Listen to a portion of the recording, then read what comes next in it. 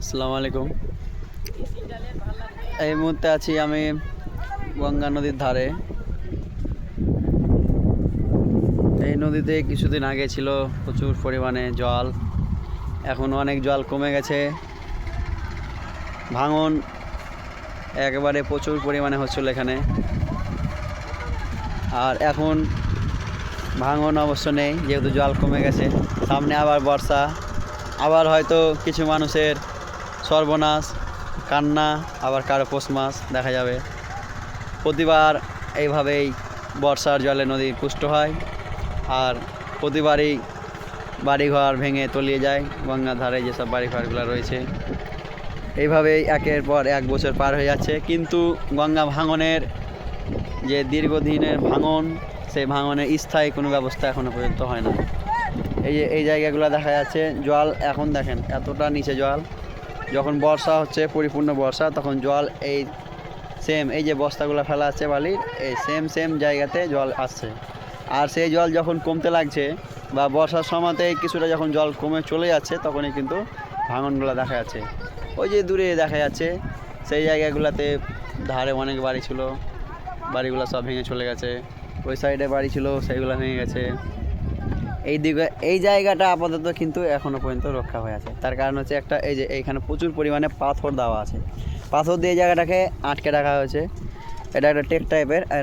আর এই জায়গাটা যদি ভেঙে যায়, তাহলে এই সাইডে যে আরও জায়গা রয়েছে, এই একটা গ্রাম রয়েছে, এই গ্রামটা কিন্তু পুরোটাই ভেঙে যাবে।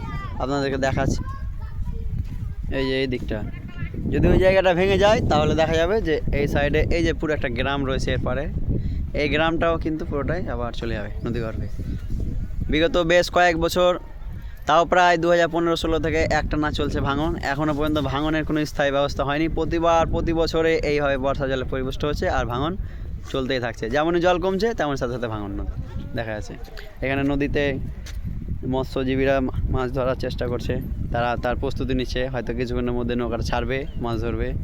এদিকে ডিঙি দেখা যাচ্ছে। এই সাইডেও কিন্তু জল এখন দেখা যাচ্ছে অনেকটাই নিচে জল। আর যখনই বর্ষা হচ্ছে, তখন দেখা যাচ্ছে যে এই যে এত দূর পর্যন্ত জল আসছে, একবারে এত দূর। আর যেমন জল কমে যাচ্ছে, তখন সাথে সাথে কিন্তু আবার ভাঙতে লাগছে। এই সাইডগুলো কোনো সময় দেখা যাবে যে ভেঙে চলে গেছে, এদিকটা ভেঙে পুরোটাই ঢুকে গেছে। ওইদিকে ওই টেকটা আবার এখনও পর্যন্ত রক্ষা হয়ে আছে, ওইখানেও কিছুটা পাথর আছে। তার জন্যে মানে টেক যে সব জায়গাগুলো রয়েছে, সেই জায়গাগুলোতে কিন্তু এখনও পর্যন্ত পাথর দিয়ে বেঁধে দেওয়ার মতন অবস্থা করে রাখা হয়, যার ফলে টেকগুলো বেজে আছে, ফলে কিছু কিছু গ্রাম এখনও রক্ষা হয়েছে। আর যদি ওইগুলো ভেঙে যায় কোনো কারণে, তবে যদি স্থায়ী ব্যবস্থা না হয়, তাহলে দেখা যাবে একসময় সত্যিকারের অর্থে সেগুলো ভেঙে পড়বে, আর রক্ষা করা যাবে না। আর যখন এগুলো ভেঙে যাবে, তখন একের পর এক গ্রাম আস্তে আস্তে সব কিন্তু নদীগর্ভে বিলীন হয়ে যাবে। যেমনটা বিগত দিনে আমরা দেখে এসেছি। এইভাবে শামসরগঞ্জের বিভিন্ন এলাকাতেই, অর্থাৎ মুর্শিদাবাদের বিভিন্ন জায়গাতেই দেখা যায় যে এইভাবে বছরের পর বছর ভাঙনে সাধারণ মানুষ দিশেহারা। বাড়িঘর নষ্ট হয়ে আছে, জায়গা জমি নষ্ট হয়ে আছে, বাগান নষ্ট হয়ে আছে, অনেক গাছ, আমের গাছ, বড় বড় বিল্ডিং, সব কিছুই কিন্তু নদীগর্ভে চলে আছে। এই রাক্ষসী নদীর যে রূপ বর্ষার সময়তে, তার ফলে সে সবাইকে গিলে ফেলছে। তা আমরা আশা করব এরপরে যেমন এমন সাধারণ মানুষের এই ধরনের সমস্যা না হয়, গঙ্গার যেন স্থায়ী সমাধান হয়, গঙ্গা ভাঙনে যেন স্থায়ী সমাধান হোক, মানুষ একটু শান্তি পাক, রক্ষা পাক, জীবন নিয়ে যে চিন্তা, সেই চিন্তা থেকে মুক্তি পাক, এই বলে শেষ করছি।